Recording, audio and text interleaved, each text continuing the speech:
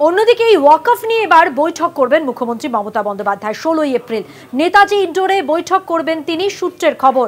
বিস্তারিত জানবো, যেমনটা আপনাদের বলছিলাম টেলিফোন লাইনে রয়েছেন আমাদের প্রতিনিধি দেবাশিস সেনগুপ্ত। দেবাশিস, এই বৈঠক সম্পর্কে কি জানা যাচ্ছে? মুখ্যমন্ত্রী যে বৈঠক করবেন সে বিষয়ে কি তথ্য উঠে আসছে? দেখো, এখনো পর্যন্ত সূত্র মারফত জানা যাচ্ছে যে আগামী 16 এপ্রিল মুখ্যমন্ত্রী মমতা বন্দ্যোপাধ্যায় নেতাজি ইন্ডোর স্টেডিয়ামে একটি বৈঠক করবেন এবং সেই বৈঠকে একদিকে যেমন ইমামরা থাকবেন, মুয়াজ্জিনদের ডাকা হয়েছে সমাজের বিশিষ্ট মানুষজনকে, তারা থাকবেন এবং সেখানে আলোচনা হতে পারে এই ওয়াকফ নিয়ে। কেন জানো যে এই ওয়াকফ বিলকে নিয়ে ইতিমধ্যেই কিন্তু রাজ্যে বেশ কয়েকটি জায়গায় কিন্তু মানুষ প্রতিবাদে নেমেছে।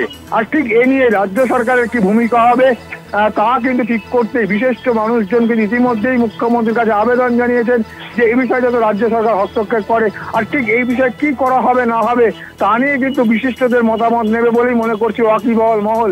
আর সেক্ষেত্রে আগামী 16 তারিখে ইন্দোরে বৈঠক, সেই বৈঠকে উঠে আসতে পারে এই ওয়াকফ বিলের প্রসঙ্গ এবং সেক্ষেত্রে রাজ্য সরকার সুপ্রিম কোর্টে যাবে কিনা তাও কিন্তু ঠিক হবে। তবে তা কিন্তু ইমাম মুয়াজ্জিম এবং বিশিষ্ট মানুষ, সমাজের বিশিষ্ট মানুষ যারা আসবেন তারাই তাদের বক্তব্য বলবেন এবং সেখান থেকে কিন্তু একটা ঐক্যমতের ভিত্তিতে কিন্তু এমনটাই করতে পারে রাজ্য সরকার, যা মাননীয় সুপ্রিম কোর্টের দ্বারস্থ হতে পারে।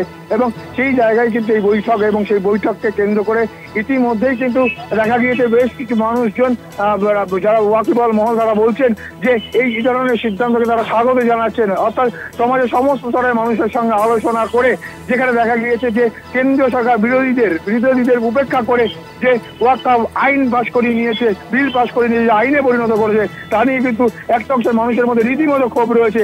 আর সেই ক্ষোভের আজ কিন্তু রাস্তায় বিভিন্ন জায়গায় পড়ছে এবং তা নিয়ে কিন্তু রাজ্য সরকার যে সিদ্ধান্ত নেবে আর তার জন্যই কিন্তু বিশিষ্ট মানুষদের ডেকে বৈঠকের ডাক দিয়েছে, এমনটাই কিন্তু মনে করছে ওয়াকিবহাল মহল। এবং সেই বৈঠক হবে আগামী 16 তারিখে, থাকবেন মুখ্যমন্ত্রী, থাকবেন বিশিষ্ট মানুষজনরা, থাকবেন ইমামরা, মুয়াজ্জিনরা, তারাও কিন্তু সেই বৈঠকে উপস্থিত থাকবেন বলেই সূত্র মারফত আমরা জানতে পারছি।